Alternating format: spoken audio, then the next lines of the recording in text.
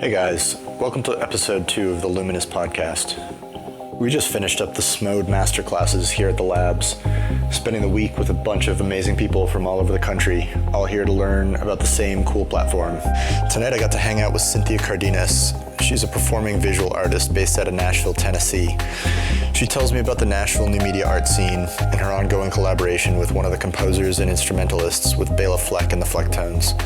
With a background in music herself, she walks me through the VJ scene in the South. We talk a little bit about her background as an artist, the challenges that she's dealing with as a woman in the scene, and the artistic process as it applies to live performing visual artists.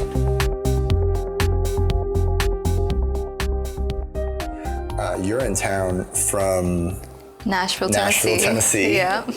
And you are a VJ. You're a VJ out there. Yeah. And that's actually why I was interested in having you on the podcast and talking about what it's like to VJ in that scene. You know, it's like the South, and that's an area that I personally don't associate with like the VJ scene. I see. Yeah. Nashville in particular, it's Music City, you know, Of course, yeah. Yeah. So there's a lot of opportunities and different opportunities because there's various niches, specifically if I stay focused on VJing, you know, you've got the techno scene that's growing. There's the bass, bass music, EDM. There's, but then there's also rock bands and other indie bands that might dig having the visual, the production side. Oh, interesting. So you VJ for rock? Yeah. I mean, my band was we were a progressive fusion band, and I would do, I would make sure we had visuals on our sets, with all this just progressive tech music, Yeah. So, and I basically got into it to do my own sets because I'm a guitarist. So I really wanted to have a visual aspect to, especially a solo show. Mm-hmm. So that's kind of what really, started me on this path and has led me here, Yeah, because you came from the music world. That's what you were saying before we started recording. Mm-hmm. So you're a musician by trade or by... Yeah. I grew up, playing. I decided to stick to guitar. I studied other instruments and back home in Laredo, Texas. So lots of art there also. And so I ended up in Nashville because I play guitar, and I decided to continue studying that. There's actually a longer story, but I won't get too into that. No, you can get into it or not. It's up to you, Yeah. So anyway, I ended up staying in Nashville and just kept studying guitar with one of my teachers, Reggie Wooden, who's actually really expanded my views in music. And was he a music teacher? Oh yeah, extraordinary player and teacher. Yeah, and isn't that funny how it's having a good teacher is almost, it's so much of your life path is determined by the people who encourage you in a positive way when you're young. Absolutely. I had that with physics and with science. I had a physics teacher who was oh yeah, here, play with electronics. Right. I'm really? Yes. And actually, I teach on a daily basis. So it's that's what I feel my job really is to be that encouraging factor in, whatever they decide to do. But, but especially music and fitness and wellness, because that's what I teach. But just being an encouraging voice. Yes, yeah. I find that so important, and and when you don't have that, it's you really realize the value of it once it actually shows up. Well, don't you think that's why so many kids are so fucked up? It's because the parents are it's I feel incredibly grateful to have the parents that I do, and now that I'm grown up and I'm looking around and I'm oh shit, right. I could have been so much. Yeah, because it's having a bad parent just fucks you up. Yeah, it's they're your leading example, your first kind of worldview, mm-hmm. They help kind of set that up for you. Did you have encouraging parents? Or? Yeah, my mom's super, super supportive, has always been very supportive of what I do, even though, again, we're not like, you know, I live far away, you know, I live like a 20-hour drive, so. Yeah. But, so I don't go back Is too Nashville often. 20 hours from Laredo? Yeah. Mm-hmm. Man, that's so funny because it takes so long to get out to the West Coast. Yeah. Yeah. Well, I mean, it was like a 5-day trip across the country. I drove out originally when I first moved out to the West Coast. Oh my goodness, that's right, because you're from Boston. Boston. Yeah. Yeah. But like a And you drove. circuitous Oh my route to goodness. get here. Yeah. Yeah. Yeah. But I came from Asheville in North Carolina. Oh, nice. Yeah. I go there often, actually. Do you really? Really often, yeah. It got so yuppie. What happened to it?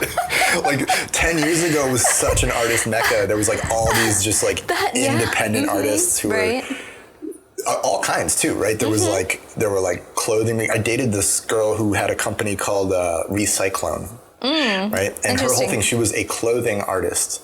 And her whole thing was like she would go to Goodwill, she would grab a bunch of clothes, chop them up into pieces, and she used a serger to serge shit back into it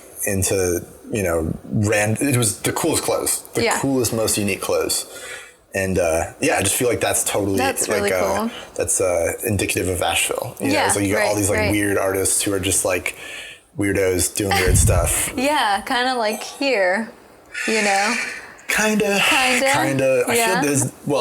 So we were talking about this yesterday, and I think that there's a lot to unpack about the Bay Area art scene because there's a lot of the art scene here is really like a scene, you know, and there are egos and there are personalities and there's money involved and there's like status, and so all that gets mixed into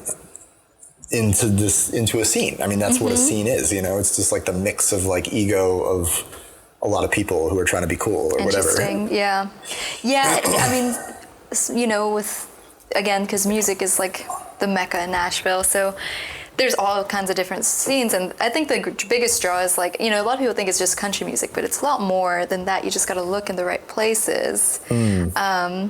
There's a big like the DIY scene's definitely growing. Like, is it really? Oh yeah, synthesizers. That's awesome. Like, and that's where again the VJing stuff comes in handy too. They're almost like distant cousins. Yeah, I feel like you can't have one without the other. Yeah, or one gives birth to another almost. Or you know what I mean? It's it can. Because I actually, with my multimedia sets, I'll trigger my visuals with my synthesizers. Yeah. You know. Right. So. And it's like. They're both art forms. They're both like technological art forms. Yeah, right. You know, like the maker scene, it's very techy, but it's like being creative with like technology. And VJing is being visually creative through technology. Yeah, right, exactly. And but then also in the VJ thing, you've got like the analog people, like that. Oh my God, I know, dude. So that's where I came from. Okay, like, back in the day, I got into this whole scene. Like projectors or something, or no, I'm not that old. Jesus Christ. No, it's like cameras and TVs, video feedback, analog mixers. So I used to have the Edirol V4. It was a 4-channel analog mixer, and we would do analog feedback loops. Right. So we'd take the output of the V4, we would go through a color corrector, go back into a channel, and we would just like make weird acid-induced trippy. Oh, interesting. Yeah, so there's a little bit, as far as I know, there's a little bit of that in Nashville, definitely. But yeah, like as far as like the visual arts stuff, it's like I've seen from like, again, oil projectors, like old school, they'll have like racks of gear. Oh yeah. You know, and then but then we'll show up with like maybe some stage props in our laptops or bigger rigs like computers or something, and you know, and it's just two totally different, not totally different, but definitely different aesthetics. They are, you know, and it's two different schools of thought. Yeah. So, you know, I got to meet Joshua White of the Joshua Light Show. Right. And he's like old now. He did all like the Janis Joplin, Jimi Hendrix, oil painting or whatever. Yeah. And he had a residency of sorts at the Chapel of Sacred Mirrors, Alex and Allison Gray's place in New York. And I met him when the chapel was in New York City.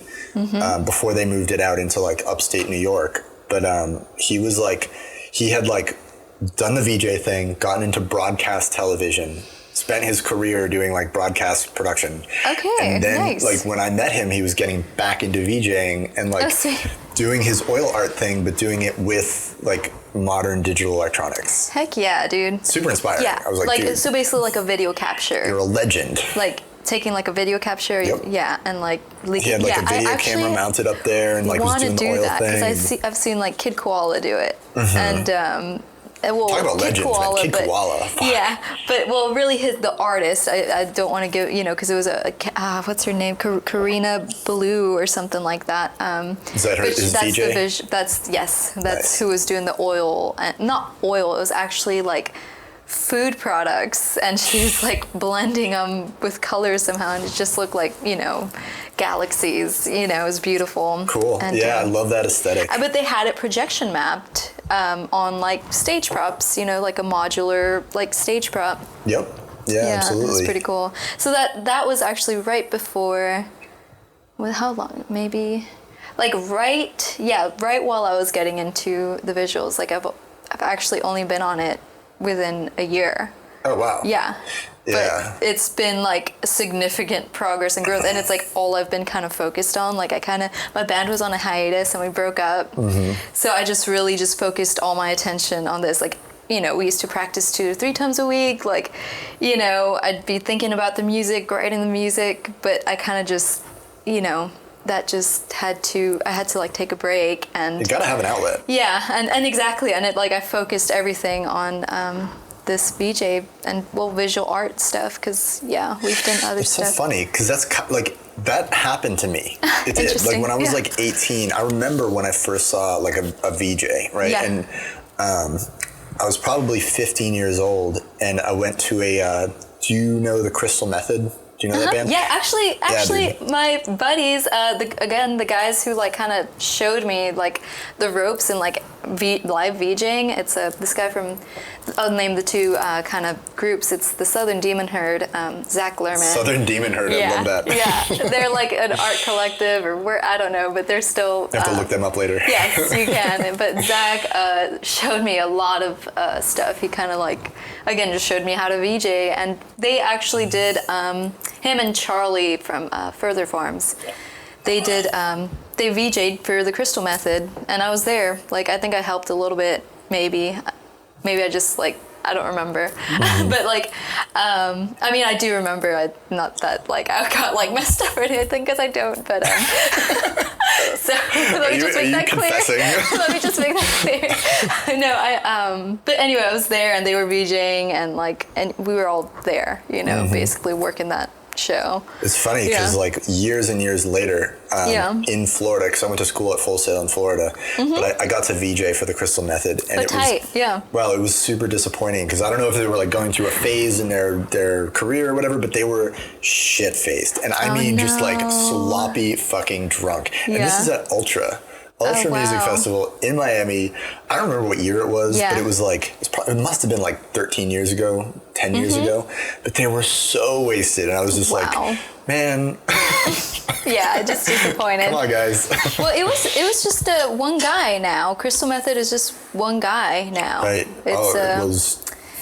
I mean, I couldn't tell you his name. Yeah, I don't know him either. But it was just one dude doing the thing, and it was cool. Like it actually got, it was good. It felt good, Good. It was a good time. That's what actually their music got me into electronic music. Nice. Yeah. Mm-hmm.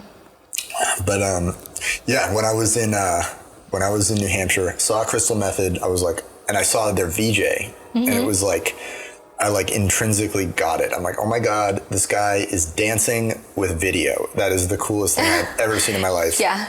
And I had no idea like what it was called or how to do it or anything. Right. Yeah, totally. And like fast forward after college, I like met a group of VJs in Boston. Hell yeah. And I was just like, oh my God, teach me your ways. Teach me everything. Yeah. And it was the same thing. I just like got obsessed. And I was like, I was all about VJing. Like, that it's just you're taken in. It's like, basically, but I really just, because the way I found it, I could tell you actually, because I was messing with Ableton, and so there's a plugin called Reactor. Yep. Yeah. And so in Reactor, you can go under the hood and get into like the patchwork flow, right? You look at... well, isn't that like, that's like Max MSP derived, yeah, right? yes, Max. That was another way I was trying to get it, but I had some kind of bugs and I wasn't able... Once I found the initial thing, I was trying to go into Max for Live, and I got some stuff, actually. I did.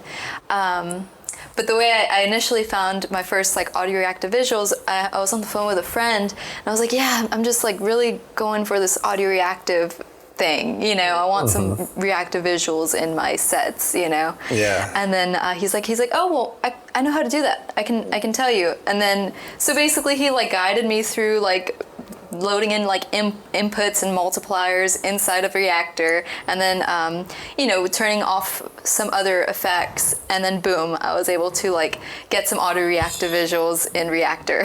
That's awesome. Yeah, and then from there it led me to what was it called? Jitter? Yep. That's an Ableton plugin. Well, Jitter is the visual portion of Max MSP. Okay. So Jitter maybe, is like the visual engine. Was it Jitter? It was this guy who basically created like a plugin for Ableton, basically like through Max for Live, and then so I got my first like visuals through there. The next step was to like output them into a projector, and I had no idea how to like what to look for, you know. Then that's when I somehow met Zach that I mentioned earlier, and then I was like, okay, so what kind of projector is that, you know, and then what, you know, so anyway, then that's when it all started. Yeah. Yeah, that's how I kind of fell into it. Yeah. That's very cool. Yeah, you know, Jitter and Max were like, so before they were part of Ableton, they were like their own thing, and they kind of got absorbed. Interesting. But a lot of my VJ friends from back in the day, back in Boston, they were Max MSP, like super nerds. Nice. Wow. And so we were talking about like divisions of styles, right? I find that like there's a style of VJing that you'll encounter, right? Yeah. And a style of audio too, but people who are very, very, like their art is their tool that they use. Do you know what I mean? Like they're super focused on the tech. Right. And I find that like software like Max MSP or Touch Designer, there's a lot of artists who like fall into it, and they'll like, it's almost like the focus is on the tool more so than the art that's being displayed. Produced, which is totally cool. And there's like a lot of people who are just like most of the brilliant artists I know are in that category. Yeah, because it's like we were talking about at lunch. What was it? That you're like kind of limited by the tools you know. Yeah, absolutely. You know, because it's like then, you know, it's like, but you're, but it can work the other way where your imagination can like unlock or like be like, okay, I want to do that. But if you don't know how to do that, right, it's like that's where you might run into, you know, that's why it's a good thing Vincent's here. Yeah, oh, absolutely. You know, that's why it's a good thing we're doing this class. Well, I have a theory that like creativity needs boundaries. Right. And creativity can really like flourish inside limitation. Inside a set of limitations. And Florian and I were talking earlier about how like that limitation for like most artists starting out is money. So they're forced to be creative with the tools and resourceful based on the tools that they have access to. And I find that like, I think that platforms like Max MSP and Touch Designer offer so many possibilities that it's almost like you can get lost in the possibilities. Do you know what I mean? Like there's so many directions Ableton, you could go. Yes. Like, that you lose focus on like, okay, what am I trying to do? Yeah. Oh yeah, I'm trying to make music, right? Absolutely, yeah.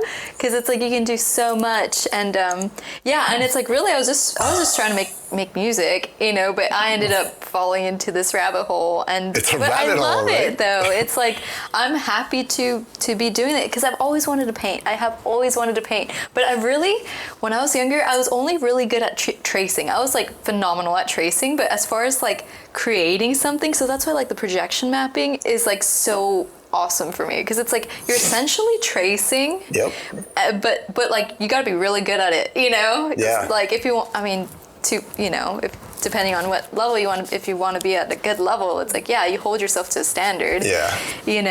But it's like I can finally paint with like in a digital means, without the mess, without the art supplies, without. So do you know who Android Jones is? Andrew Jones? It sounds familiar, rings a bell. Well, look him up later. He's like a visionary artist or whatever. He's a digital artist. And he became like a live visual artist, like doing visual, like VJing.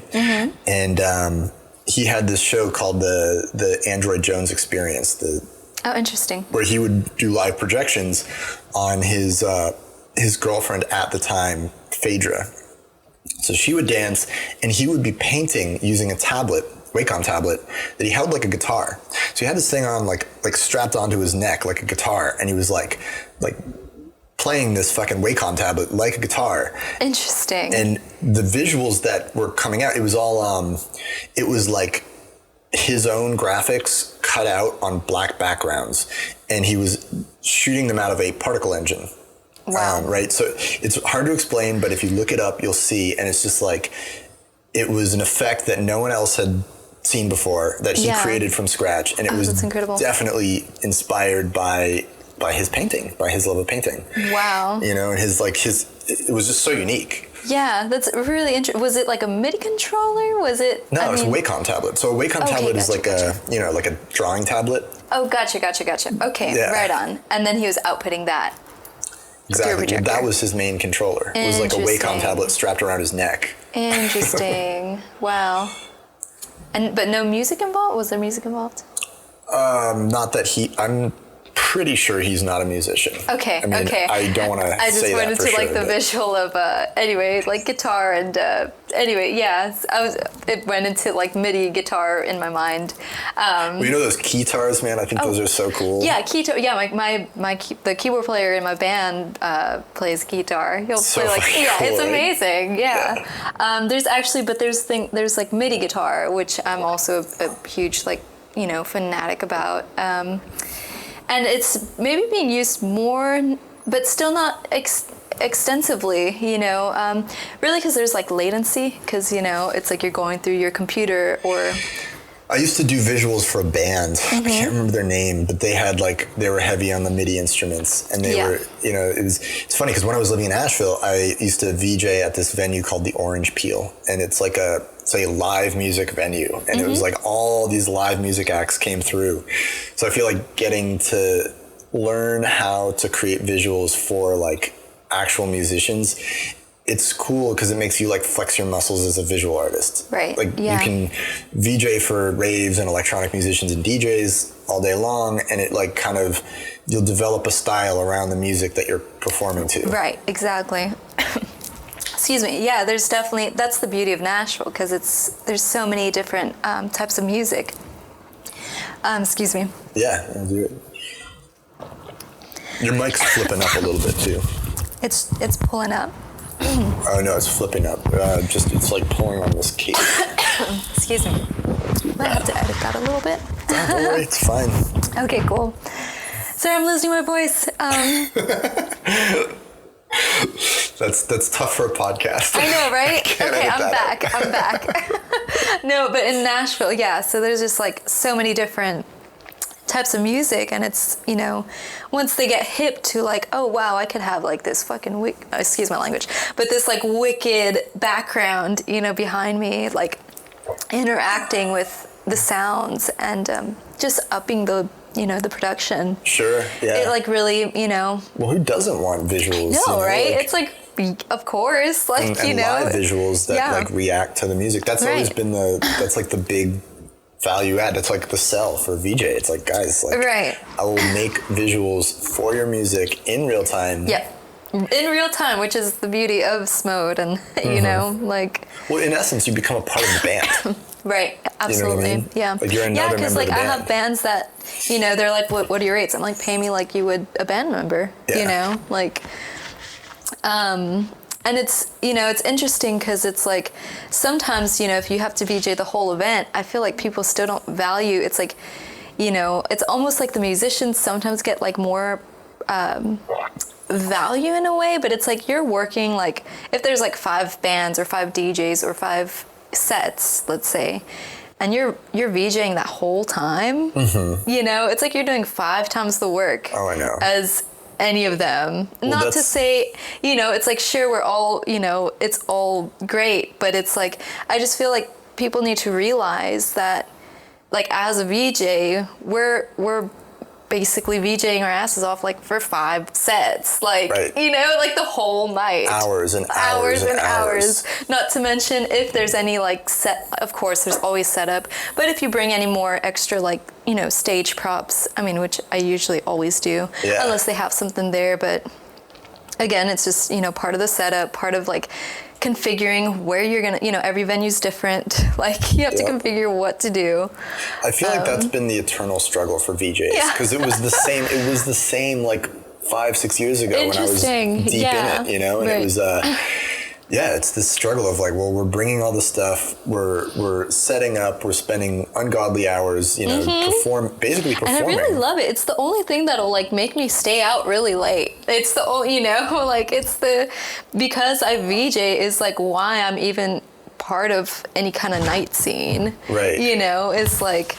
It's a fun way to be part of a night scene. It is. And it's. Yeah, absolutely. Probably the only way I'd be part of it. Well, I mean, for me, I like to be involved in like, if I go to a party and I'm just standing around, it's like weird, it's awkward, I'm like not into it, right? But it's like, if I have a mission, or if I'm surrounded by people who are interested in what I'm interested in, or, you know, going to Burning Man, right? Burning Man is an opportunity to be very like active in participation. Right, because they actually have a lot of art installations. An old friend of mine was actually. It is art installations. It is, right? Yeah, because you know I was always kind of like maybe not into like the culture or like the idea of it, like the cliche of it. Well, Burning Man the scene of Burning Man gets really tiring. It's really exhausting. There's all these people who are like, oh my God, it's my life, and like, this is what I do. And I think that was like the big kind of turnoff for me. But then once I realized, there's like a huge art, like, it's like the art is almost overlooked, you know, like, you know what I mean? And it was until recently that my friend was telling me, like, you can get art grants, like, you know, this and that, like, you know, you should look into it. Well, not only can you get art grants from Burning Man, which is actually pretty hard to do. Yeah, right. You can also get, like, my first Burning Man, I was brought out as a VJ for a camp called the Root Society, who just brought me out to VJ on their dome. Oh, that's awesome. Paid my way. Heck yeah. Put me up.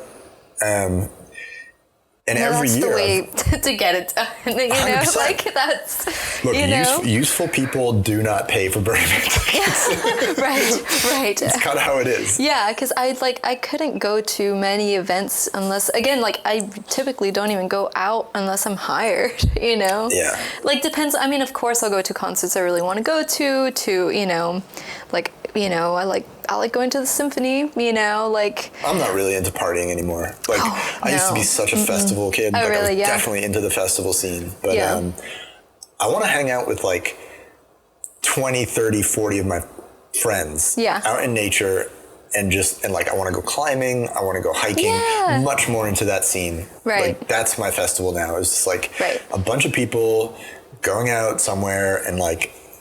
camping for a few days, you know, and like hiking.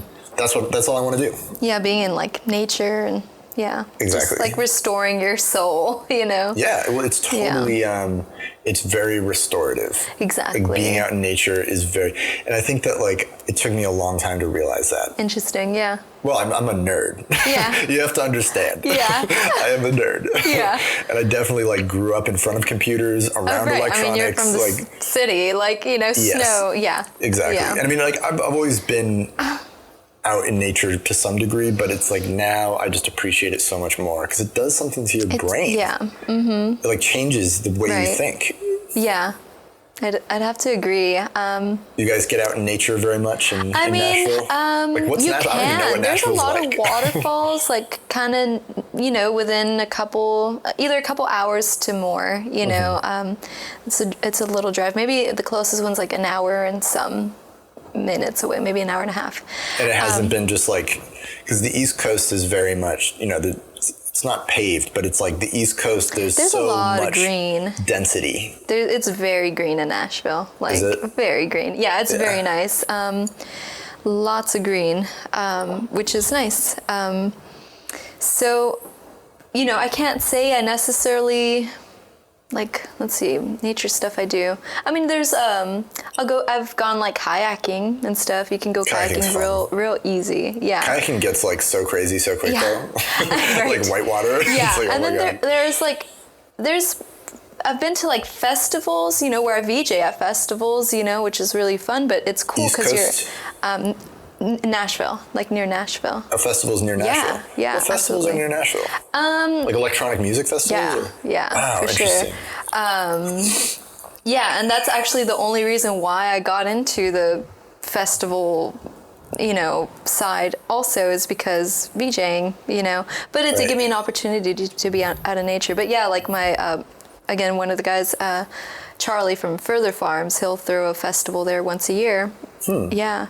That's cool. Further Fest, yeah. Oh, I've heard of that festival. Oh, have you? Okay, cool. Absolutely. Yeah. So basically, yeah, like I helped with the last one, and yeah, it's fun. You know, it's a good time. I like working festivals. I do. Yeah, you know. We were gonna take that Burning Man art car that we did out to EDC, and it's like EDC is like the most ridiculous. Like I would never come within like 100 miles of EDC if I wasn't getting paid. Yeah. But it would be fun to bring like an art piece out or go and perform. Right. Which essentially is what that art car is. It's like, you know, it's going out and like running the stage, running lights and video. Oh, that's awesome. Yeah. So it would be like performing, and I would do that. And it's like, you know, you just hang out with your friends and perform for the Kitty Ravers, and then, you know, go back to a hotel and hang out in the hot tub. Right. Yeah. So have a nice time. Yeah, so that's maybe as far as like getting out of nature, like those are my maybe most recent. Well, actually I was in Scotland, you know. I actually yes, I did do an international like little installation there. Tell me about that. Well, basically it was a fashion show, right? It was a fashion show inspired by Mary Queen of Scots. And are you familiar with Mary Queen? I am basically, not. She's like, you know, she's like, I don't want to say diva because that has like a negative connotation, but yeah, it's like there's actually different like societies that there's like they're like fanatics about her, you know. Well, but who is she? She basically was the Queen of Scotland. Huh. She was. I thought Scotland was part of England. It was, or it is now. Because like that's where the UK came from. She's like the underground queen. It was like before that. Okay, so this is where I can tell you some history. Because, Mary Queen of Scots was almost going to be, maybe she was Queen of France for like 1 year, but then her husband died at a very young age. So then she came back to Scotland, and she was the rightful heir to the throne, you know, because her dad died.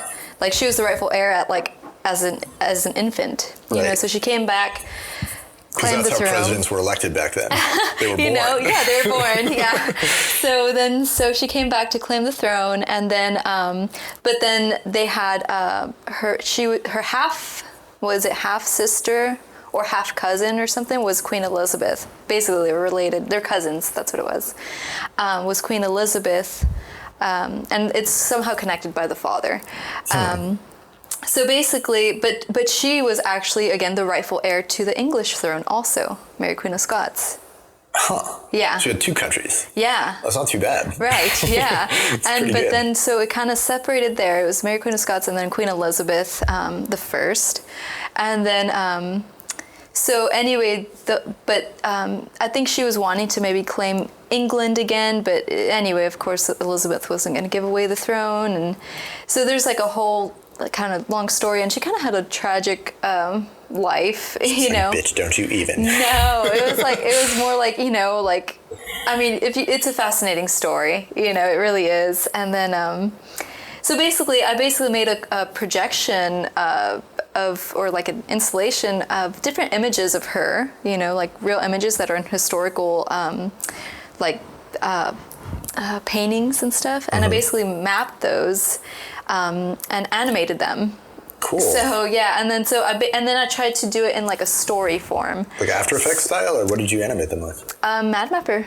of materials and add Mad Mapper. Yeah. Interesting. Yeah. Just like Very you got to cool. get, again, what we were talking about, being extremely resourceful with Sure. what you've got. 100%. Yeah. It's like, just like all the pearls, I would either put like a line, usually I do like lines and like animate them like serpentine. So it was like glowing So you pearls. can animate in Mad Mapper? I mean, I do. Dude. I do. I'll show you some of the Yeah, stuff. I was just going to say, I'm going to have to check out Mad Mapper I because do, I yeah. had no idea that you could do half these things. And it's just, it's like you, so I'll show you some of that stuff. I even have like examples on my phone. I've actually made like music notes that were for my boyfriend's Chevalier St. George's project. So anyway, historical references here. And anyway, so then Mary Queen of Scots, back to that. She had a child with her, I guess her second husband, and who was also an Englishman. And then so she had and some kind of royalty. I think they might have been first or second cousins too. Whoa. Yeah, but that's how it is. That's how people rolled back then. Keep the royalty in the family. Shit is scandalous. Yeah, but so she had a child, a boy, and then so he was then the rightful heir to both Scottish and English throne. And once, Queen Elizabeth, well, of course, Mary Queen of Scots got executed because, long story, she ended up kind of needing Elizabeth for help because basically she had to, what was it called?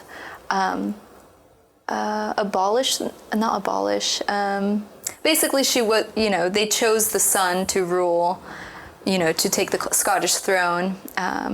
Because again, just some like stuff happened, like things went down, including the murder of her husband in an explosion.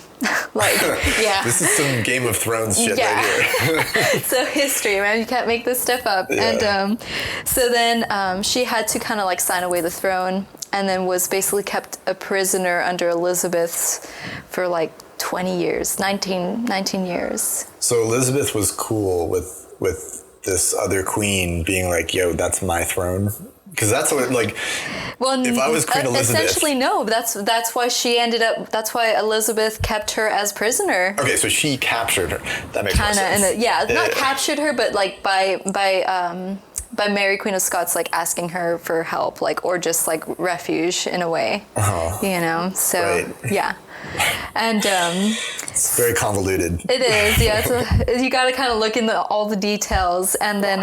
Everybody's always chopping people's heads off back then. And then she got her head chopped off because she was accused of maybe like plotting against Elizabeth's murder, like to murder Elizabeth. Mm-hmm. So she, whether it was true or not, she signed the death warrant. It took her a while to sign the death warrant, and then but she did, and she was executed. Yeah. That's crazy. So you took all that history and then you made a projection mapping piece with it? Yeah, essentially. Yeah, and I just cued it in scenes. And like, if I had more time, I would have, and if I knew what I was going to be projecting on, like, but all those details I had no idea. Like, you didn't even know what you were going to project on? No. Wow. So it's kind of like, I'm just going to make this, make this piece, and if anything, the people, I'll probably share it with the Mary Queen of Scots. There's like I don't want to say it's a collective, but it's like a, what was it? Basically some sort of collective. It's like a club. It's right, like an interest group. Yes, yeah, and it's like they're kind of, up there with the France something, like, anyway, so I'll probably share it with them because they showed interest in it. You should. Yeah. How did you get that gig? It was for a fashion show? Yes, my boyfriend Roy Wooden was doing the music for the fashion show because he's friends with the fashion designer Jeff Garner, who has the line of, or the label Prophetic. That's his, fashion label. And what's the name of your boyfriend's band? My boyfriend is Roy Wooden. He's composer, but what band he's in? Yeah. He's in Bela Fleck and the Flecktones. Bela Fleck and the Flecktones. Yeah. Very cool. They're actually touring this year, 2019. So does that mean he's basically gone all the time? No. Actually, he's been in the past, like, you know, for as long as we've been together, he's actually been home a lot because they kind of like stopped touring for a while. Yeah. Then we probably started touring again maybe 2 years ago as a band, you know, because they all like have their own projects. They've all written symphonies, like concertos, like all the members, and so they kind of go off and do their own thing, and then they'll come back as a band, and it's, you know, and it's just really great. It's always an incredible show. That's cool. Yeah. Do you guys collaborate? Yeah, sometimes. Yeah, like, you know, his sometimes musically, and then but also especially with this visual art stuff, we're able to tell a more like, I don't want to say compelling story, but it's like another sensory, because the story in itself, he's got you guys can tell a story. Yeah, basically we can tell a more, I don't want to say again more compelling story, but a more visual or more sensory stimulating story with this visual aspect included. Because, I mean, he's got incredible music and based on incredible stories. And that's also another historical figure. He's got a trilogy on Chevalier St. George's, and which, you know, eventually will be made a film, you know. But through this visual animation stuff, it's like a means of kind of like bringing that to life. That's very cool. Yeah. So. Well, man, I mean, that's like a perfect avenue to express your visuals. Is like if you guys form a collaboration. Totally. When he goes out on the road. Yeah, and it's cool because I go with him, you know. They don't go out like extensively, probably like they used to. But, you know, I'll go with him sometimes too, which is always really nice. Yeah. Yeah. That's kind of why I stopped touring. I just couldn't like be away from home. Yeah. I didn't even have a home at that point. Oh wow. Yeah. I was just like, I need to find a home. Stability. That's actually how I ended up in San Francisco. Oh, really? It's just like no more touring. Wow. Yeah. Yeah, because and what, you'd be on the road for like most of the year? Well, I mean, you go out on tour. When you're a tech or when you're a roadie, right? You get sent out and you come back, and then you're almost immediately put back out on the road. Right. And as soon as you say no, they stop calling you. Oh my goodness. So it was like this constant pressure to never stop touring, because if you did, you might not be able to find a job. Yeah, that's the thing. That's like, you know, because I was kind of at this point, because I've built like a beautiful like community teaching. You know, it's like the people I see on a weekly, daily basis. It's just a beautiful thing. You know, it's like, it's definitely a following. It's definitely, you know, we're like tight, you know, in ways. Like, it's very professional, of course, but it's still like, okay, I see these people every day, sometimes many times a week, you know, not every day, but weekly.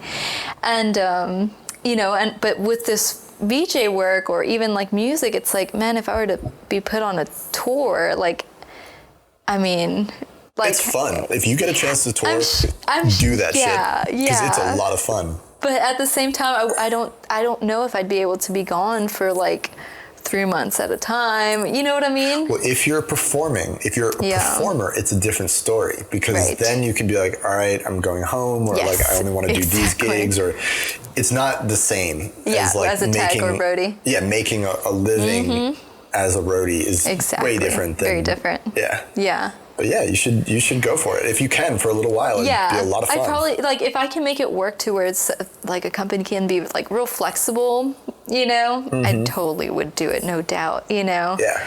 Yeah. I just know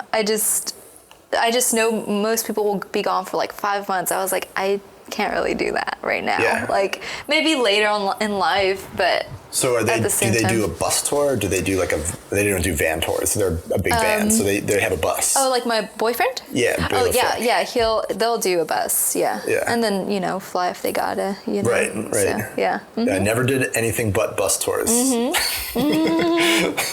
Buses are fine. Vans, not so much. Yeah. I don't know. Yeah. Unless I'd have to be getting paid really well, also. You know. Well, I mean, touring does pay well. Yeah, it does. I mean, I guess depending on what you're doing. Yeah, and depending what artists, like, because I've actually gone on a short tour and it wasn't actually a really good experience. But again, it was like a noob artist that didn't pay me well. Like so not with them. With not with them. Bela No, Fleck. not at all with them. Yeah, I don't work with the Flecktones, but I'll work with Roy separately. Yeah. I also understand how it adds a different, it adds an element to a relationship, because I used to, when I VJ'd with my partner at that time. Oh, we that's had so sweet. Yeah, we had like a little duo going on. I think it's I think power couples, are like, Definitely it's just such a beautiful thing. Like, I don't think I could ever do something that's not that, Me neither. Yeah, it's like, it's... If you're not going to be with a badass, why be with... Yeah, exactly. Yeah. Like, we got to rock this thing, so... Absolutely. Yeah. Well, that relationship, there was a lot of stress at different points because of conflicting artistic views and conflicting artistic directions. Interesting. It's like if you're both artists, now you guys both do different things. He's a musician, you're a visual artist. So I'm also a musician, but yeah. Yeah, but it's like that's kind of like, that's the domain that he is in charge of doing, and then you have something that you're in charge of doing.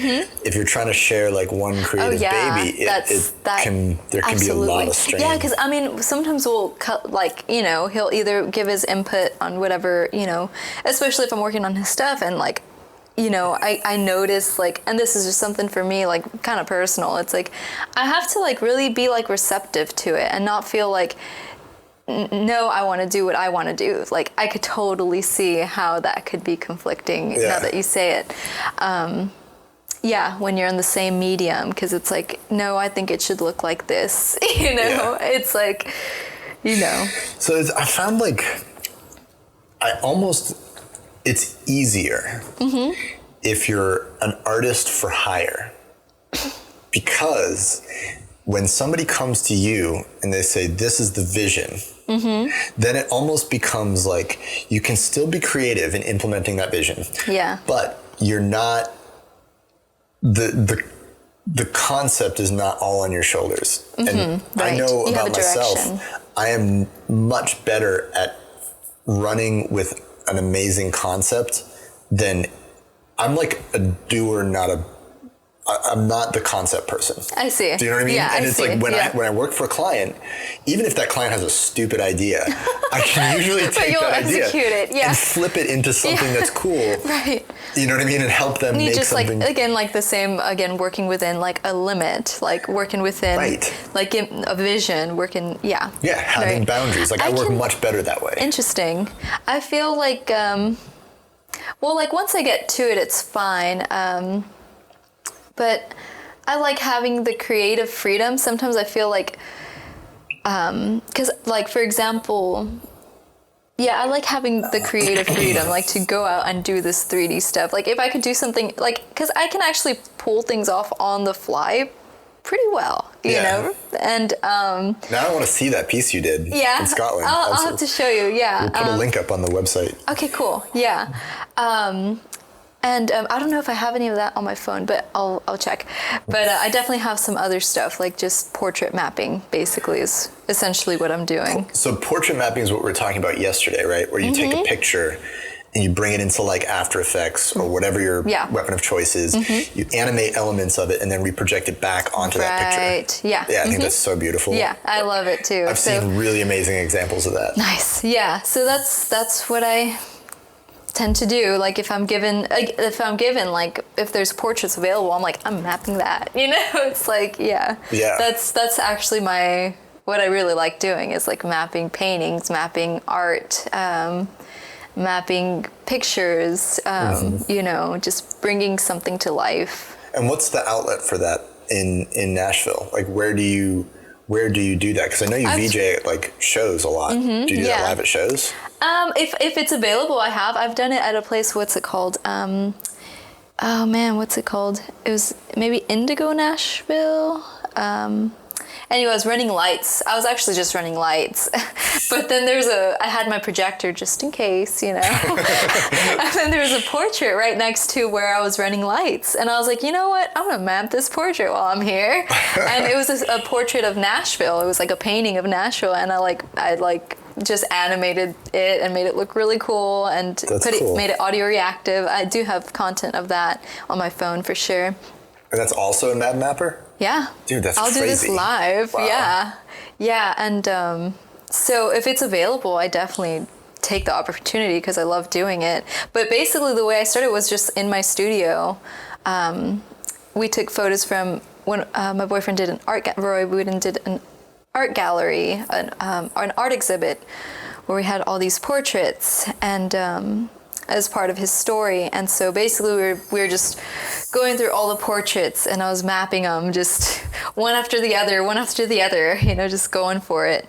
Wouldn't it be crazy if there was like a night at the Guggenheim or something, or a night at the Modern Art Museum where you could go in and oh my gosh, yes, that'd be legit. That'd be amazing. That would give me so much life. I mean, that idea in itself gave me so much life. Wouldn't it be cool? I've definitely been to parties in like modern art museums and like museums of science. Yeah, right. It's like, why not have like a visual art party at a museum? Like immersive experience, yeah, totally. Yeah, and then just like map all the pictures. Yeah, that was actually, I went to the meeting and there was some talk of that and I felt like that was the solution. It's like just, you know, make like art galleries, you know, I think maybe all over the world or maybe, I don't know I'm not too into that world so I don't know the status of them, but it's like, I feel like interactive art or even just like experiencing art on like just in a new way, you know. Well, all these art installation, these immersive art spaces that are popping up, like Meow Wolf and like One Dome and like et cetera, et cetera. There's a list of them now that are just kind of like, it's like a thing. It's happening. Yeah, because there was actually one in Nashville that a friend of mine worked on, like the VR. He's Taylor Matson, and he's actually leading the building the techno scene in Nashville with Nashville Resistance, and he'll do all kinds of like streaming stuff. We worked together because I had him do streaming for. So part of my boyfriend's thing, basically I was the artistic director for the New Village Symphony Orchestra, which was under the direction of Roy Futureman Wooden. Yeah. So basically I did a bunch of that mapped portraits and projected those on and played that to a freaking symphony. I VJ'd for a symphony. Yes. I got to VJ for a symphony once. That's awesome. It was so cool. It's so different. So great. Yeah. You know, it's like in the style that you use. Yes. And like, you know, I found that, you know, with it felt like a lot more pressure to me. I don't know if you remember what it felt like. It was very formal. Yeah, it's like you're like, oh my goodness, like, you know, I'm like moving the mouse and I'm like, you know, just don't fuck it up. Don't fuck it up.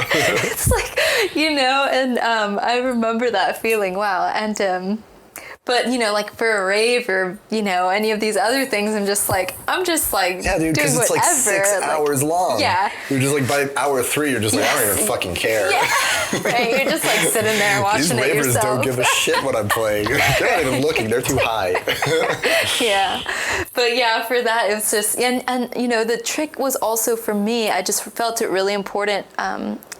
To like not overdo it. It's like I do not like the visuals are not the main draw. It's like it's the symphony, it's the music. Yeah. And it's like making sure like you understand that also. Well, you're an instrument. Yeah. In a symphony. You know. But you just happen to have this huge platform, visual canvas, and you know, so it's you know, just finding that balance was really interesting and kind of challenging in a way. You know, it's like, and I guess the more you know, of course, the more you do it, the more you'll get an understanding. But it went really well. It's actually all up on YouTube.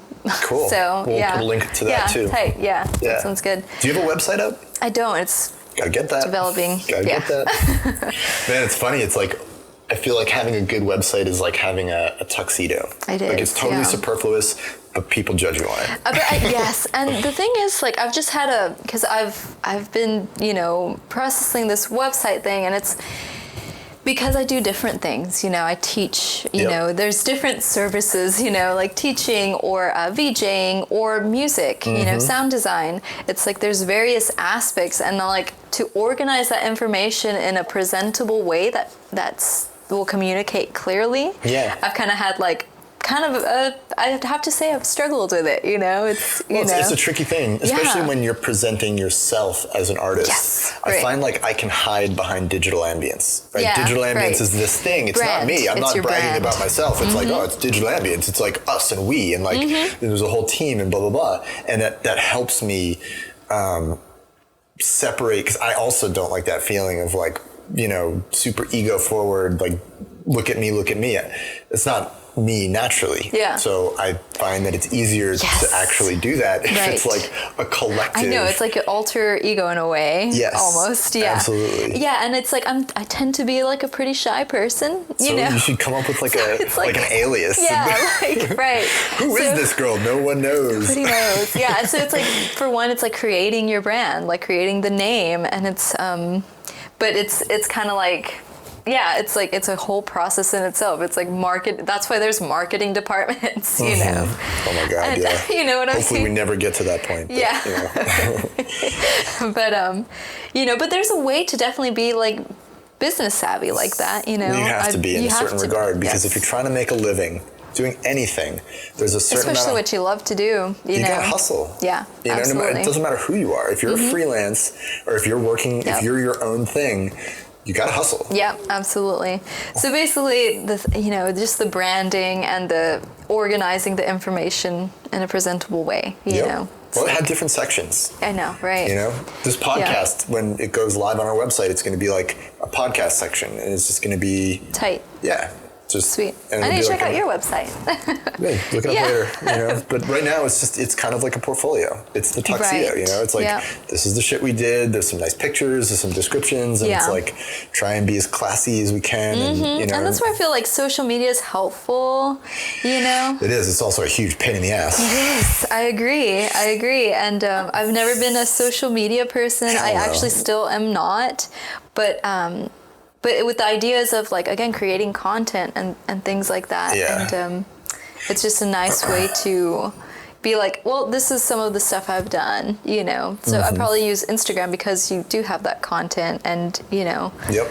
And you can tag stuff, like you have niches, you know. I you know, follow projection mapping, and I'm just constantly inspired, you know. It's like, ooh. So with Instagram, I have literally unfollowed everyone that's not a visual artist. I'm very selective. The only people I follow are like visual artists where I'll be like, oh, that's some cool work. I'm going to follow them. I only do visual artists and guitars. Yeah, like guitars Instagram, and visual artists. Well, you know, this news and this talk about like social media actually is like a detractor from your life and the quality of life. And the more you think about it, you're like, oh my God, you know, like you get sucked into these vortexes of just like looking at other people's lives. Business, and it's like, and it's like, who fucking cares? You know, it's like, let's focus on, what am I trying to build and like do with my life, and you know, create. And so if you can make social media a tool for that. Yeah, absolutely. And that's what I try to keep it focused around that. You know, it's like as much as I can, you know, just I have a bunch of, you know, shows I've done, or, you know, other random stuff, but then it's just, it's complex. Nice. Well, we can follow each other on Instagram. Yeah, we'll do Instagram, It's funny because that's the first thing. The first person I ever hired was like, okay, do all the social media. Oh, yeah. I don't want to see it or touch it. I don't want to do anything. Yeah, totally. Yeah, I will. I know exactly what you mean. Because it is important. It is important, exactly. But it's also a big pain in the ass. I know. I see it the same way. And I've just had to like kind of make peace with it in some ways. Just kind of be like, okay, if I don't have a website, this has, you know, I got to start here, and maybe I can organize it in a nice way here. Oh, yeah, and then I'll be able to like translate that, like, you know. Yep. Just a nice, slow, organic process, you know. And as long as there's some place where you can go and you can be like, hey, this is what I do, and you just point somebody at something. Right. You're like, check out my YouTube. Look me up this way. You know, you can have all your work as long as it's like, that's really all it is. It's like your portfolio has to be like accessible to people who you're like, yes, give me money for the things that I do. It would be a you want to be convinced? World. Check out this place where I put all the work that I've done. Totally. Yeah. Yeah. And it's like, even then I haven't even put like all the like super like notable stuff. Like I'll note them in other places, but like, you know, because it's like I'm so involved in the show or whatever it is that I don't even have time to even think about wanting to post it on, or you know what I mean? Yep, yeah, absolutely. And that's another lesson that was like hard to learn. It's like if you don't document it, it never happened. Absolutely. And it's like, especially especially in this day and age, you know. Yeah, and I mean, or if somebody else documents it, then that's a bonus. Or right. you'd be like, yeah, check out this flyer, I did the visuals, and then be like, oh shit, those are some big artists. And like, yeah, isn't it funny how like VJing, inevitably, it's always like, oh, the bigger DJ, the bigger name acts that you can do. Yeah. But some of the most rewarding ones are the ones that like aren't, you know, the small, like underground, like at the last rave I did where I was able to use Smode, which I really enjoyed. Did you really? Yeah. Nice. Yeah, and it was just it was at a maker warehouse, you know, and I actually just got a lot of satisfaction out of it because I was able to set up my shapes from Heavy M Software. I don't know if you are familiar with them. They're a different company, also I think France. Heavy M? Heavy M. They're like a projection mapping or just like VJing software. So they have like different kits also. And so anyway, I set up some of those shapes and I put... what do you mean shapes? Is it like... They have a thing called Olga kit, which is a modular kit. And you set it up by hand. It's a bunch of triangles, pentagons, and hexagons. Cool. Yeah. You know those hexagons downstairs? I built those things like probably 10 years ago. Wow. And I originally built them to be projection mapping surfaces. Oh, that's awesome. And then later on, I was just like, wow, I'm going to put LEDs in these. Nice. But they're great. I mean, it's like, you know, you can like make different screens and make different shapes and... Yeah. It's very cool. Right. And it's, you know... Because who wants to watch... Like, no one wants to watch TV. You know, like big square screens. Yeah, it's like, it's boring. It's like, let's watch it on a building. Yeah. You know? Or anything. Or any anything. weird surface. Absolutely. Yeah. And back to like the most enjoyable. Yeah, it's like the kind of like DIY. Like I set up a freaking sheet, you know, like a king size sheet, you know, and I just projected. Classic VJ. Yeah, you know, and it's like you just have a good time, like, you know, watching your awesome projections, like 3D projections on this surface. And again, it wasn't even, but again, the only time I actually go out and stay out all night, you know, because I'm VJing. Right. You know. Is there a good community in Nashville for like the visual scene? Are you like tight with anybody or any crew of people? As far as like me being tight with anybody, no. But there's definitely a scene for it. They tend to use the same people. Sure. I'll put it that way. Yeah. So in just about all the scenes, I don't want to say all the scenes, but in a lot of scenes, it's like the same artists or the same people, you know, and... What do you mean they use the same people? Like it's like the small scene? Well, I don't want to say it's small because there's a lot of us, you know, there's a lot of artists, there's a lot of visual artists, you know, but I feel like whether it's music or visual artists, like projection artists or VJs, like there could be a little more rotation, but again, you're going to hire your friends. Of course. You know? Yeah. And, you know... And if you can get the work, like, why are you going to give it? I mean, sure, you can give it to your friend or something, but sure, why are you if that's your, you know? Well, that's what it's like in every city. And I feel like that's, you know, there's a VJ scene in every city. Right, you know, there's like the Bay Area VJ scene, and there's like the Miami VJ scene. Yeah. Who I'm still close with, actually. Like all those Florida people. Miami seems like a freaking legit, like, hot spot. It is. You know, Miami broke me for VJing. Yeah. Because, you know, we were talking about, like, that whole game of like playing for the biggest artists and blah, blah, blah, blah, blah. When I tried to make a living VJing, it's like this never-ending club night where everybody's like high on cocaine, and it's like nightclubs which are dirty and like fucking promoters who are scummy, and do you know what I mean? It like it was just I was surrounded by people I didn't want to be around in a scene I didn't want to be part of, listening to music that I didn't like. Yeah. And I was just like, I don't want to do this anymore. Yeah, you just kind of, right, I can totally see that. That's when I was like, all right, so what can I do? I can take this and I can tour with this. So I just like became a tech. Nice. And that was fine. You know, Yeah, I VJ'd for fun. And I haven't VJ'd in a long time, but I would love to because I've got such good content. Right. And, yeah. We should all get like, you know, tomorrow we should all like just take a set, do like a VJ set, you know? We absolutely can and should. If you have content with you, you should take a turn. I was talking to Kyle and we're going to drop the screen for our mixer or whatever. And yeah, even if we had like, I don't know how many stations we can have. But dude, this is literally a party of nerds. Yeah, right. We can have as many stations as we want. Yeah, totally. We could set up in the Sky Lounge. Or how many? I guess we're limited to how many projectors. Oh yeah. We only have one projector. Okay, gotcha. But we can take turns. We can. Yes. Yeah. Okay, totally. Yeah. Sweet. And we have that screen too. That TV screen downstairs. Oh, yeah. Tight. And then we've got the projector. We've got a projector upstairs that focuses on like a drop-down projector screen. So I was gonna say, you know, that's the whole point. Is like I'm also very into community. I like the idea of like rallying. You know, just knowing my peers is basically what it comes down to. That's what this podcast is about. It's like trying to know my peers. You know.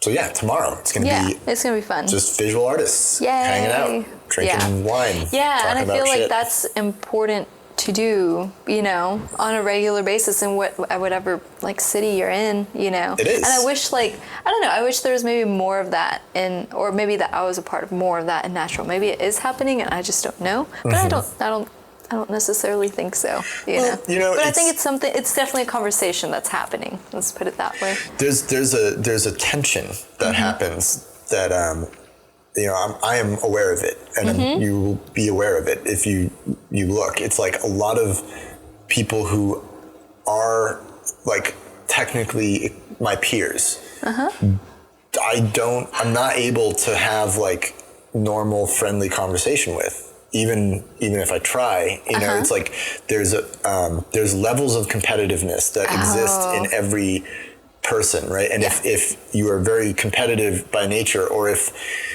you're trying to connect with somebody who feels threatened by what it is that you're doing, it becomes really hard to connect, which is a shame because my philosophy has always been one of like collaboration. I think that competition is a destructive energy, right? And it's also a waste of time. It is, because if it's not friendly, you know.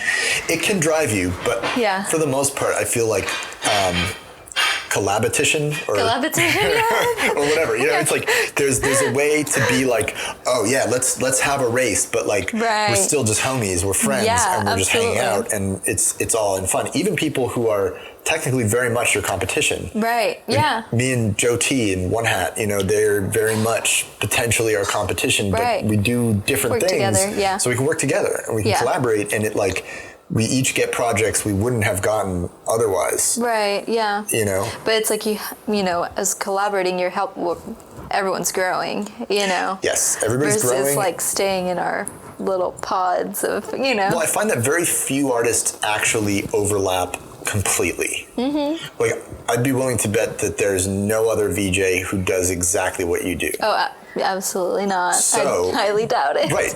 But by that logic, you could contribute visually to any visual set that you mean like just in the visual? I meant like did like my guitar stuff. Okay, you mean just like visually as like visual aesthetic. Yeah, or whatever. Like your skill set is slightly different than everybody else's. Right? Yeah. So there's no reason that in a collaboration you couldn't take a small project and be like, oh, well, I also know somebody who does this, and bring that person in and turn a small project into a bigger project based on your ability to do more things. And that is the only way that we've grown as a company. That's like how we've grown. Interesting. It's just by like finding bigger fish and being like, hey, big fish, let us like help you do this thing. Yeah, absolutely. Yeah. That's very cool. Yeah, because even in like the VJs that I know, like it's like I could name like that I've maybe seen their work over and over. It's like maybe 3 or 4.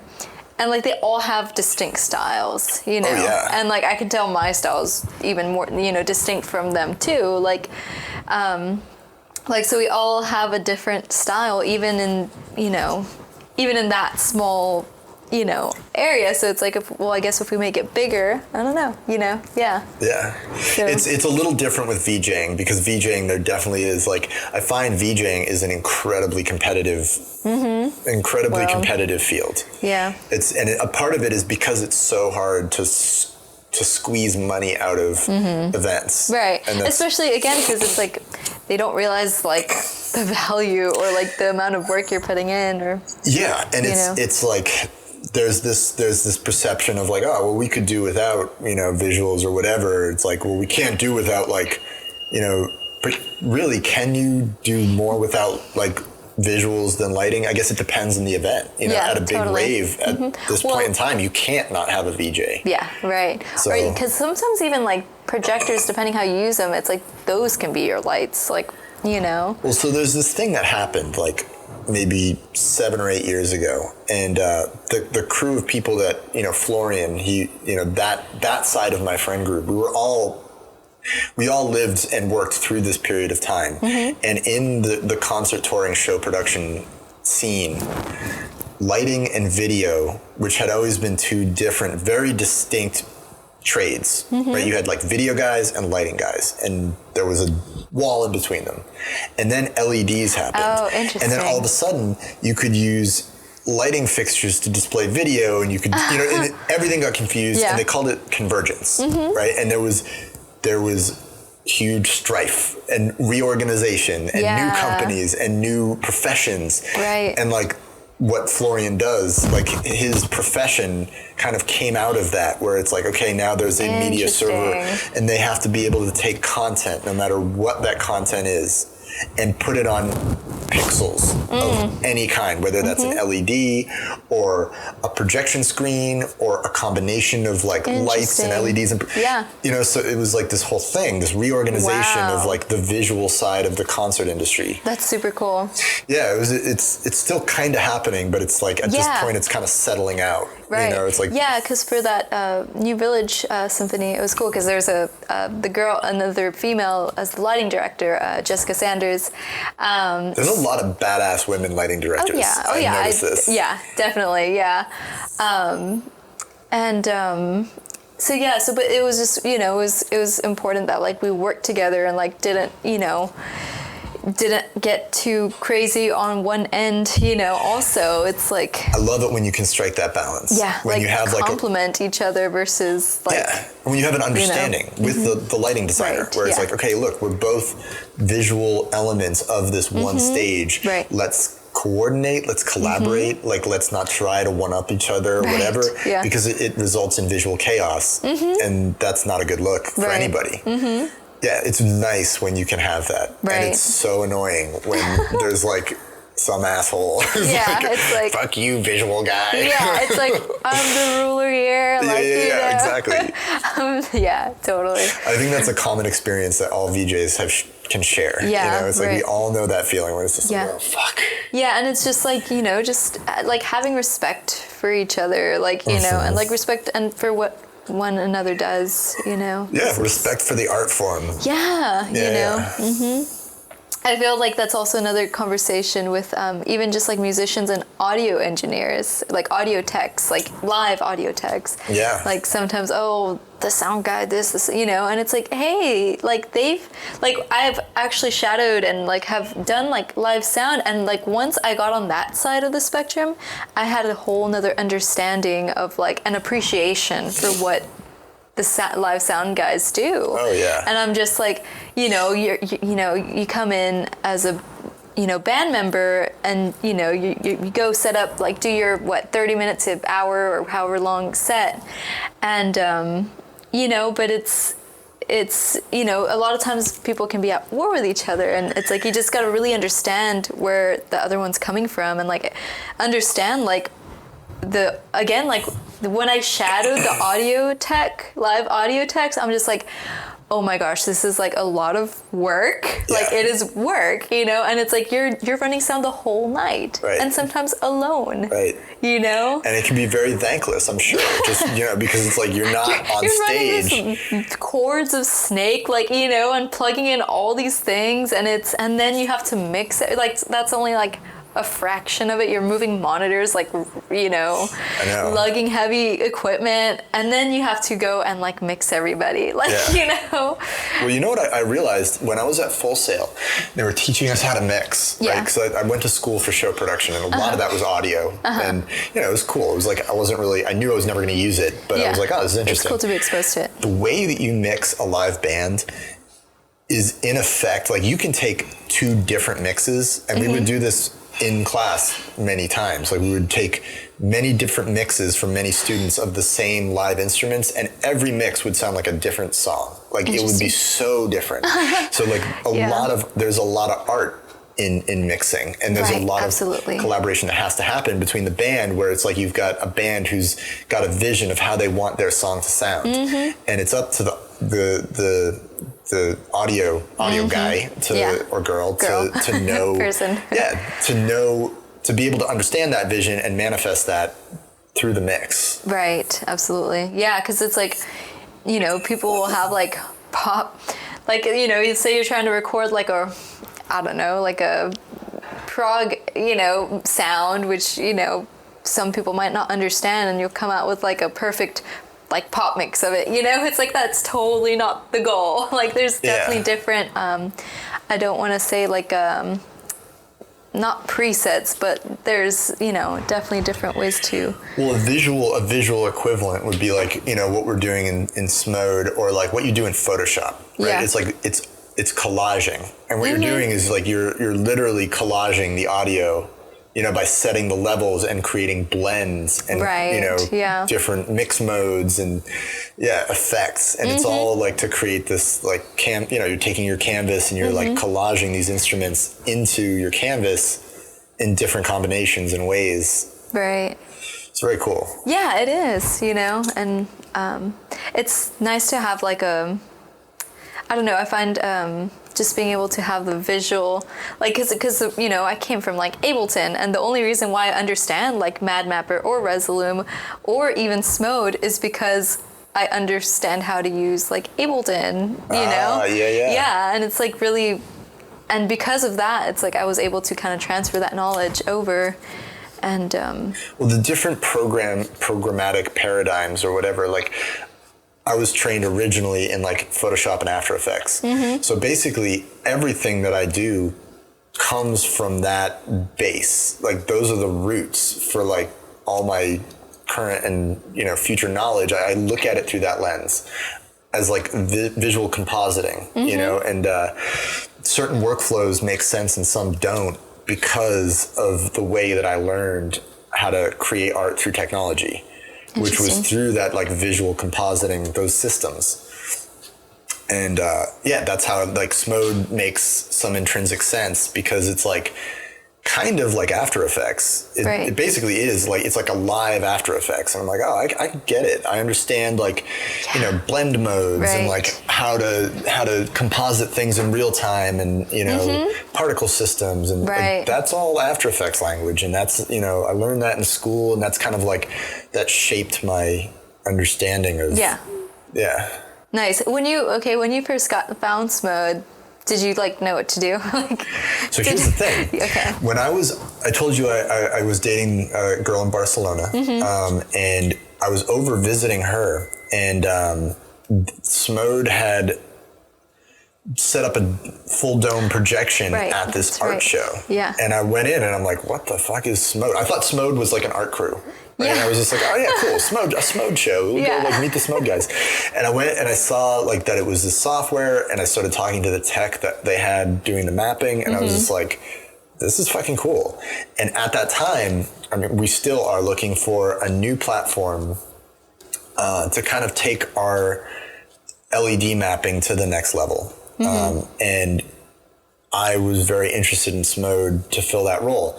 So I came back to the States, looked them up, contacted Francis, their programmer, and I was like, hey man, like, let's have a conference call, blah, blah, blah. And I asked him if he had any U.S. presence, like if they'd done anything in the U.S. and he was like, no, not really. We're really trying to. And I'm like, well, let's have a class. Nice. And we can do it at the labs. And Vincent is just like crazy traveler. That's what he does. So Francis was like, yeah, Vincent will love to come over. And, wow. We could put him up here. And he's like totally cool with it. And, yeah. Yeah, it was just like a good fit. Nice. And at the same time, that would let us like get trained in Absolutely. Smode and really vet it as a system. Yeah, for our because it's like workflow. now you've got it, Nashville, New York, and LA, well, still California, but yeah, it's like across the country, Well, that's the other thing is that it really played into like, or this set of classes plays into my desire to like meet my peers. Nice. Like this, like absolutely. hanging out with Vincent. And, now it's like if I go to Paris, I know where I'm going. Absolutely, it's good like point. Yep. If I end up in Nashville, I know who I'm calling. Yeah, you can call me. Yeah, totally. What was I going to say? So the way I found out about Smode was my friend Derek Tidwell, who's actually killing it right now. He's like just creating so much content through Smode. Really? Yeah, and again, I don't know how he learned so fast, but he did, and like he's killing it, And he's in Nashville? He's in Nashville, yeah. Cool. We actually collaborated with a couple other artists on we were doing like an art crawl, and we did some more of that portrait mapping. A different way. It was more like abstract art mapping, and just again creating effects on that. And we had like a immersive cyclorama in there too, which was nice. But yeah, Derek's like just rolling out with like content like every day. Like, is he a VJ? Yeah, but mostly like content creator. But yeah, he'll definitely be on some gigs and stuff. Cool. Yeah. I like, VJs they come from many different backgrounds, right? It's like you've got like motion graphics VJs, right? Mm-hmm. Who like kind of come from like the content creation realm. You've got like programmer VJs who come from like, they're like the Max MSP touch designer, programmatic end of things. Mm-hmm. You've got people who come at it from like an audio background. Yeah, music DJs, Yeah. Yeah, I've actually contemplated like, maybe I should be like a DJ, because I would just like, it's like, I feel like I'd actually get more gigs, because that seems, you know what I mean? It's sad, but it's totally true. Yeah, I know. It's like, I actually feel like, it's like I could actually do more, like just like play out more with it, It's a struggle. I'm not going to lie. Like, I don't have the answer to that, because I struggled for like 5 years trying to like figure out like, how do I VJ? Yeah. You have a very interesting avenue though to pursue, which is this relationship with your boyfriend's band, because that right there is... or my boyfriend as an artist, really. Yeah. The ability to link up with an established musician and be the visual end or visual collaborator, that's huge. Yeah, and that like once you've done that for a while, you can approach any artist. I was always approaching artists and being like, hey, let's collaborate, let's do a thing. Yeah, because you get for me to be able to have, like, again, to be able to do the symphony, like be an artistic director for a symphony, like, it's like really, really nice. It's really cool, Well, I also find VJing is oftentimes like a stepping stone to like additional careers. Mm-hmm. A good friend of mine, Bela Fleck, he is like granddaddy VJ, right? Look up his name. He's like, he was there in the 90s. He crushed it. He's crushing it now. Mm-hmm. And he is still a VJ, right? He is VJ V2, that he's still actively VJing, but he's also a producer. He's a director. Ooh. Yeah. I mean, it's the connections and the contacts that he's made through his career as a VJ have allowed him to start a company and like become very successful as a visual artist,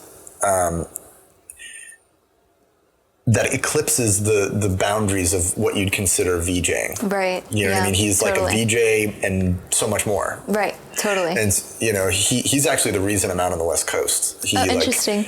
Yeah, when I was dating that girl in Asheville, my partner, my VJ partner. Oh, wow. We got flown out to LA to edit for Velo, for like some content for Velo. We just like lived at his house for like a month. Wow, nice. He paid us each a $1,000 and we just like edited in a studio. Oh, very nice. Yeah. Yeah. But it's great, you know, it's like that's how, so that's how you start out. Right, yeah, I start somewhere, you know.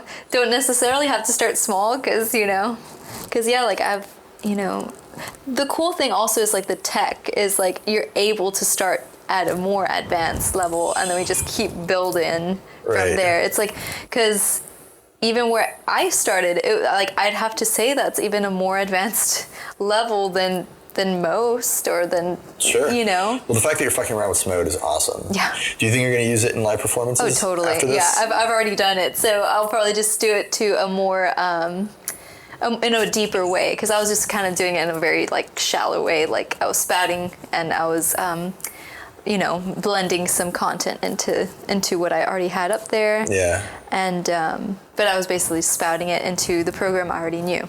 Yep. You know. So well, it's great if you were making content in Mad Mapper. I didn't even know that was possible. So kudos to you. But this is gonna up your game because now you can big time. Like the content creation capabilities with Smode. That's where I see it as most impressive. Right. And I think for us, like, we'll probably end up using it as a content creation tool. Oh yeah, same here, absolutely. Because that the was LED my next mapping thing is just not there. Not yet with Smode. So. Yeah, but yeah, you'll have to check out.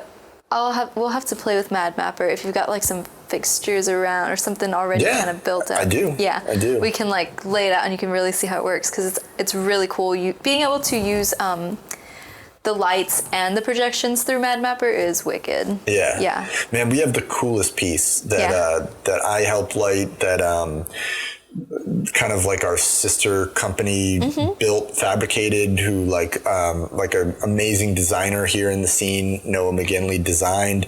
And it couldn't be here for this. I was really trying to get it to bring it in for this class, but it's this enormous mandala that hangs against our wall. Oh my gosh. It's all lit. Yes. It's all pixel mapped. It's like, that'll be great. It's the sexiest thing. Yes. For parties, it's so much fun. Oh my gosh. Yes. Okay. Now I'm super excited, super stoked. Next time you come back to the Bay, it'll be here. And I'll show it to you. Oh, it's not here now. No, it's not here now. Not here now. Okay. That's cool though. Yeah, very cool. But yeah. Well, it's 9 o'clock. Sweet. We did an hour and a half. Sweet. Okay, cool. Yeah, I should probably it's dark. I can give you a ride home if you want it. It's okay.